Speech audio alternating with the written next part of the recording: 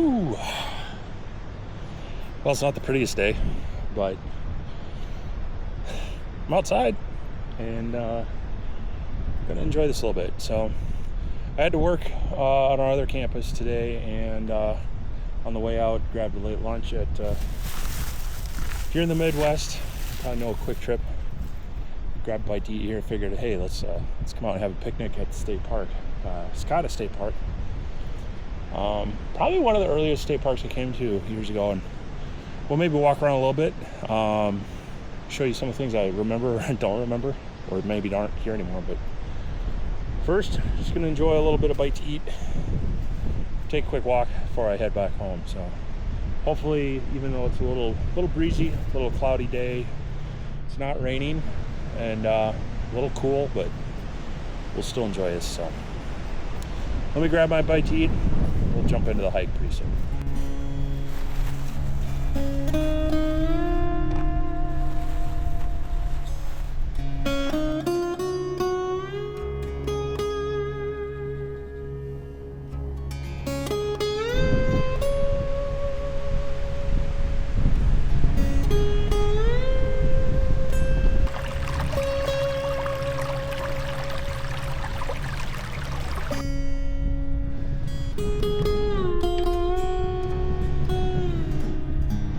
So it's a little breezy here today right off the lake, but they do have a nice trail that walks along here, and I think I might head back the other way along that trail, and then we can hop on part of the biking trail to get back. Do a little bit over a mile loop today. It's just a little chilly and I'm a little strapped for time, but always good to get out, get a little exercise, get a little walk. And one thing I appreciate about our state parks here is definitely a lot of opportunities for that. And so let's go for a hike and see what we can find around here.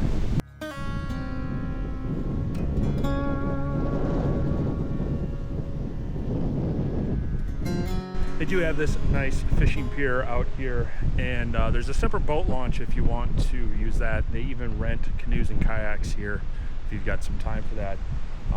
Probably a good 30 plus years ago, actually more, 35 years ago.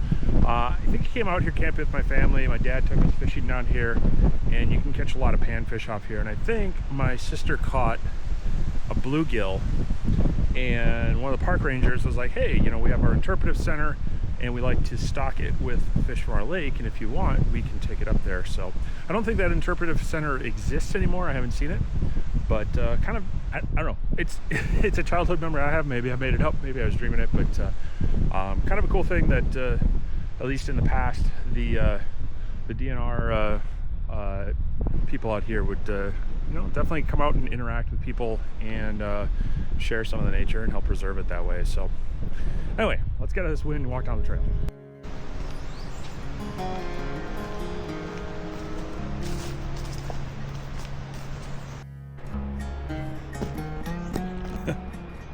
Who remembers using these things? I think they're still active in some state forest campgrounds and such, but an old well, by the looks of it, you can imagine how that tastes. But I remember a number of times using that back in the day, but we're out of the wind here into the forest more, and this is one of the more kind of natural dirt trails. They have some that are paved, some that are maybe have like a crushed rock, so you gotta be careful a little bit of your step here. But there's starting to get the sounds of nature. We got some birds chirping, and there's a few marshes around here that'll have some toads as well. But this area of the state, a lot of hardwood, so you know, a lot of oak, maple, elm, things like that. And you gotta be careful of the underbrush. It gets pretty thick, and you'll run into thorny things and itchy things like burning nettle and poison ivy. So best to stay on the trail. As a matter of fact, in the state parks, they kind of require you to not wander off trail too much, to kind of keep the damage to the forest and areas minimal. But they do offer plenty of trails around to walk through, so let's keep on going.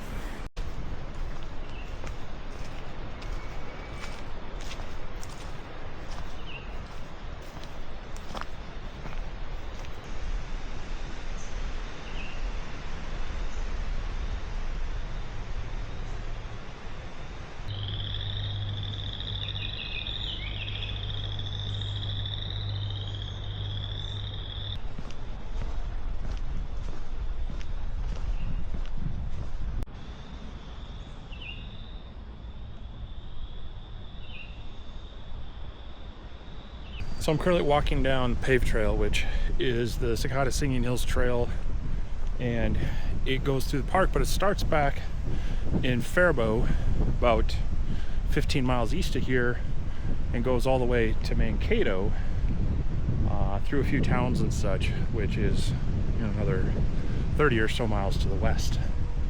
And it's a nice paved bike trail, easy to ride on. But here in the park, you can walk through part of it. I believe there's even a couple of like bike-in campground or campsites along here, which would be kind of cool, maybe sometime to try out. But if you want an easy walking experience, it's nice and flat.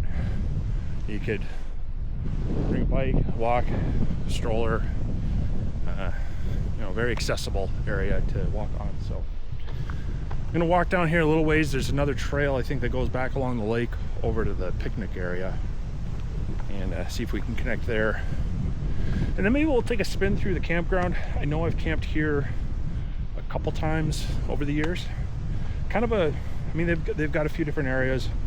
They're in the woods, but you're kind of close to each other, so it's not like out in the middle of nowhere. You're definitely going to probably hear your neighbors. You may or may not see them from time to time, so we'll maybe check that out in just a little bit. I'm just here for an hour getting a walk in, but maybe in the future it'll be a good you know, bike out here, camp, and bike back kind of thing, or who knows. I just enjoy getting out and exploring. So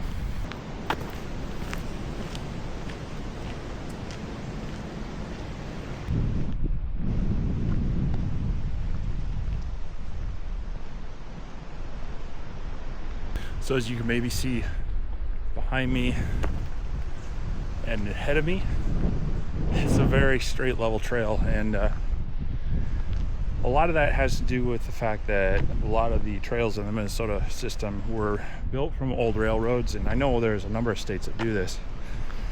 They're old abandoned railroads, which generally have a pretty easy grade. They're fairly flat, built up, so they make ideal trail beds.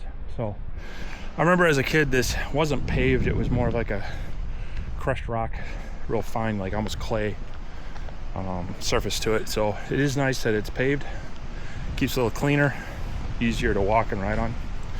But you get on some of these sections and it just looks like it goes on straight forever in both directions. So if you're looking for variety, you got to get off on the less improved dirt trails. And there should be one coming up here real close. Take us back down by the lake and back through the woods. So hopefully I can find that. We'll make our way back on that. All right, looks like we found our trail. There's the one that goes up that way, more towards the campground. Just for hiking, looks like snowshoeing. No bikes, can't take the e-bike up there or anything. But then also over here, goes down by the lake. So let's see how this trail is.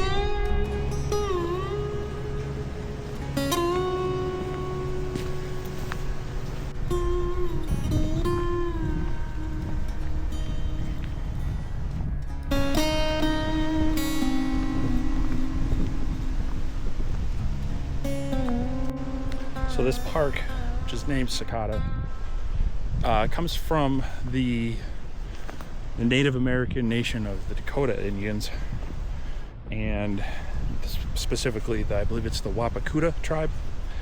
And the name Sakatah, its meaning is sound of children and playing in the hills, I think. And so it roughly translates to singing hills. So the trail we were on before is actually called the Sakatah Singing Hills Trail, and you find a lot of that here in the Minnesota area, where they do pay tribute to the Native Americans that were here first. And so this is kind of a more natural trail. in respect to them and such. So always appreciate us knowing our history and understanding the importance of it to the native nations that were here before us. And I just missed some ducks flying off from the lake, so never know what kind of wildlife you run into out here. A day like today, a little breezy, probably going to be more hunkered down, but you can find deer out here, raccoon, lots of birds, and a variety of fish in the lake. So always cool to see it, always like to leave it be, but enjoy being out amongst it.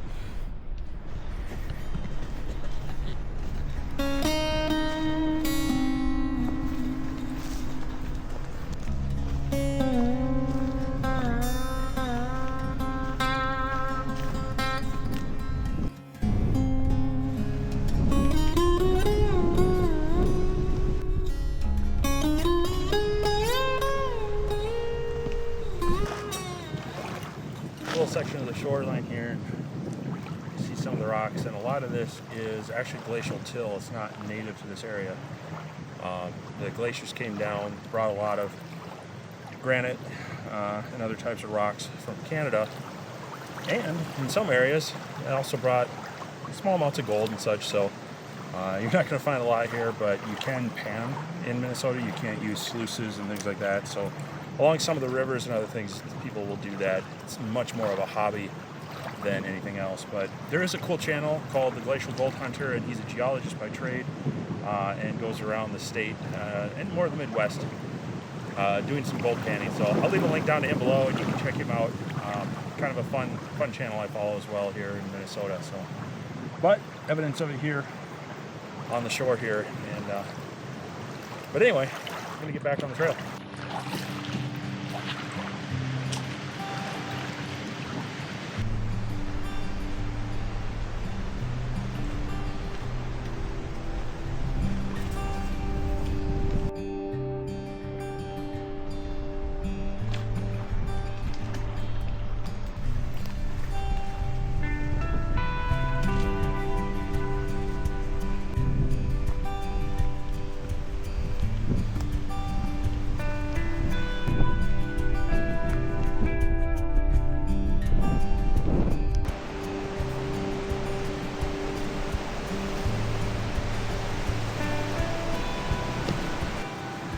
Be one of the more natural trails there. Occasionally you get some obstructions like that. They were a lot easier to pass when I was a kid. And I was 6'5". You gotta watch your head out here. But they do come out and clear some of those up. You can see it in some of the older stuff, and I'm actually surprised not seeing more damage. We have had some pretty aggressive storms out here this spring, even just a couple days ago, with high winds and heavy rains. We need the rain, but the high winds, you get blowing these trees over, so got to keep your head up and keep an eye out for those.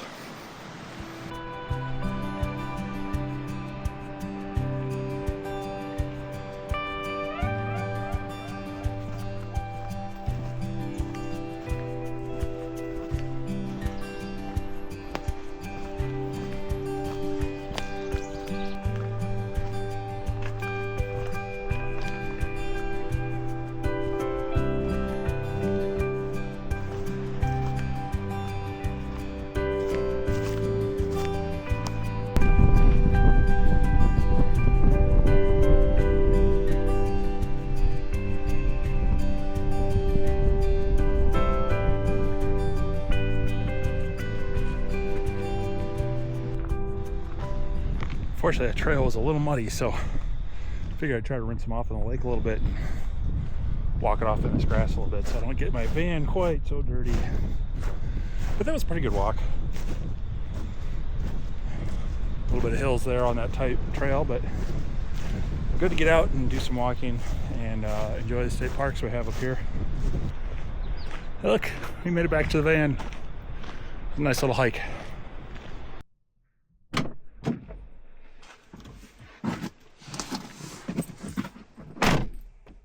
Ooh. Well, it was fun. I'm glad I stopped here to do that, and I hope you enjoyed it too. I think we're going to skip touring the campground. I might come back here and camp sometime, and we'll share more of that and maybe hike on some of the other trails. But I hope you enjoyed it. Hope you enjoyed seeing a little bit of Sakatah Lake State Park, even on this kind of cloudy, windy day. The forest does kind of protect from that wind, so it's kind of nice if you're hiking or even camping. It can be a windy day, and you can still kind of enjoy it, as long as it's not raining. But I hope you get out and do some adventuring as well. I hope you get out and walk, exercise, keep your health up, and maybe sometime in the future we'll see you down the trail. We'll catch you next time.